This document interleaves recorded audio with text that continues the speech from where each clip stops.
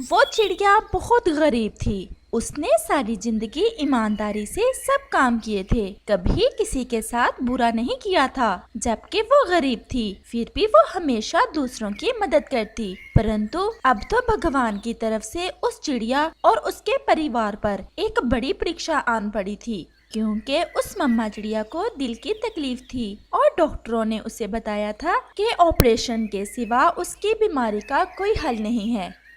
आकाश, आप मेरी चिंता ना करें, मैं ठीक हो जाऊंगी। और अगर मेरी जिंदगी इतनी ही है तो मैं मरते समय आपको ऐसे रोता हुआ नहीं देख सकती। कुकू की मम्मा, मैंने कितनी बार बोला है आप ऐसी बातें ना कहा करें। मैं आपका ऑपरेशन करवाऊंगा और फिर देखना जब हम दोनों अपने कुकू के साथ फिर से नदी पर जाकर खेला करेंगे। परंतु ऑपरेशन के लिए तो पूरे 100 दाने चावल के मांग रही है चील दीदी, वो कहाँ से आएंगे? मम्मा मम्मा, कल से मैं भी पापा के साथ काम पर जाया करूँगा और फिर हम बाप बेटा मिलकर आपके ऑपरेशन का बंदोबस्त कर लेंगे। मम्मा, क्या ऐसा नहीं हो सकता कि चील दी मेरा दिल निकाल कर आपको लगा दे? कुकू मेरी जान, फिर ऐसी बात कभी ना करना। मम्मा पापा अपने बच्चों को देखकर तो ही जीते हैं। मैंने अपनी जिंदगी गुजार ली, बस मैं आपकी आंखों में आंसू नहीं देख सकती। कुकू के पापा, कुकू तो अभी छोटा है और अगर आप ऐसे रोएंगे तो फिर कुकू कैसे खुद को संभाल सकेगा? कुकू बेटा, आप मम्मा से बातें करें और अपनी मम्मा का मन लगाएं। मैं जाता हूँ और आपकी मम्मा के ऑपरेशन के लिए फीस का बंदोबस्त करता हूँ। पापा, आप करेंगे ना? हाँ मेरी जान, अभी आपका पापा है ना, मैं सब कर लूँगा। पापा, मैं अपनी मम्मा को खोना नहीं चाहता। कुछ नहीं होगा आपकी मम्मा को, बस अब आपने रोना नहीं है। फिर पापा चिड़िया वहाँ से चला जाता है। कुकू, जिंदगी केवल सांस लेने का नाम ही तो नहीं है। कुकू मेरी जान, मेरी जिंदगी तो आप हो। अगर मेरी सांस रुक भी गई तो मैं तो अपने कुकू में हमेशा जिंदा रहूंगी। और बेटा, जो कुछ आपको आपकी मम्मा ने सिखाया है कभी ना भूलना, कभी किसी का बुरा ना सोचना, हमेशा मुसीबत में दूसरों की मदद करना। गरीब होना किसी पक्षी के बस की बात नहीं है, परंतु मन का अमीर होना तो सबके अपने पंखों में है। मेरी ये इच्छा है कि मेरा बेटा मन का इतना अमीर हो कि पूरे जंगल में सबसे ज्यादा। मैं अपनी मम्मा की आशा को कभी नहीं तोड़ूंगा और मुझे भगवान पर पूरा विश्वास है। भगवान मेरी आशा भी नहीं तोड़ेंगे। मेरी मम्मा ठीक होगी, जरूर ठीक होगी, फिर से मेरे साथ खेलेगी। 100 दाने चावल तो उस गरीब पक्षी के लिए बहुत ज्यादा थे। वो ये नहीं जानता था कि वो कहाँ जा रहा है, परंतु वो तो उड़ता ही जा रहा था। कुकू के पापा का दिमाग काम नहीं कर रहा था। फिर वो उड़ते उड़ते एक पेड़ पर जाकर बैठ जाता है।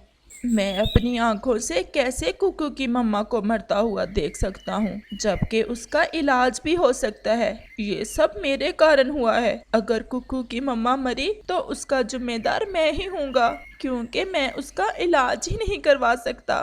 फिर कुकू का पापा नदी की तरफ गौर से देखे जा रहा था। शायद वो तो हार मान चुका था और वो तो खुद को खत्म करने वाला था। वो तो आत्मघाती करने वाला था। वो नदी में कूदने ही वाला था कि वहाँ कबूतर आ जाता है। ठहरो आकाश, ठहरो, एक बार मेरी बात सुन लो।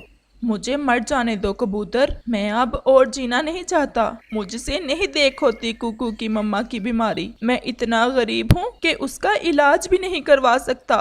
जो तुम करने जा रहे हो ये कायरता है। हालात का मुकाबला करो। तुम्हारी पत्नी तो पहले ही बीमार है, जरा उस छोटे बच्चे का ही सोचो।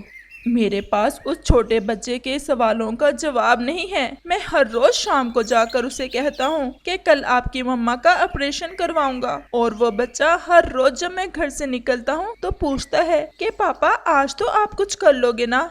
आकाश, थोड़ा शांत हो जाओ। मेरे पास तुम्हारी मुसीबत का उपाय है। जो दुख आप पर है मैं उसे महसूस कर सकता हूँ, क्योंकि ऐसे ही मेरी पत्नी दवा के लिए तड़प तड़प कर मर गई थी और मैं कुछ नहीं कर पाया। कई बार मैंने आत्मघाती करने की कोशिश की, परंतु ना कर पाया। मैं जिंदा रहा, अपने लिए नहीं बल्कि अपनी बेटी के लिए। मैं जानता हूँ पास में ही एक कौवा और कौवी रहते हैं। वो बहुत अमीर हैं। उनके पास दाना भी है और धन भी, सब कुछ है उनके पास, वो ब्याज पर दाना उधार देते हैं। मैं आपको उनके पास ले जाता हूँ। आप उन कौवों से 100 दाने चावल उधार लेकर अपनी पत्नी का इलाज करवा लो और फिर भगवान कोई ना कोई उपाय बना ही देगा उनके चावल वापस करने का। कबूतर, क्या ऐसा सच में है? क्या वो मेरे कुकू की मम्मा के इलाज की फीस दे देंगे? उनका तो व्यापार ही यही है, वो ब्याज पर माल देते हैं और 1 महीने बाद वापस लेते हैं।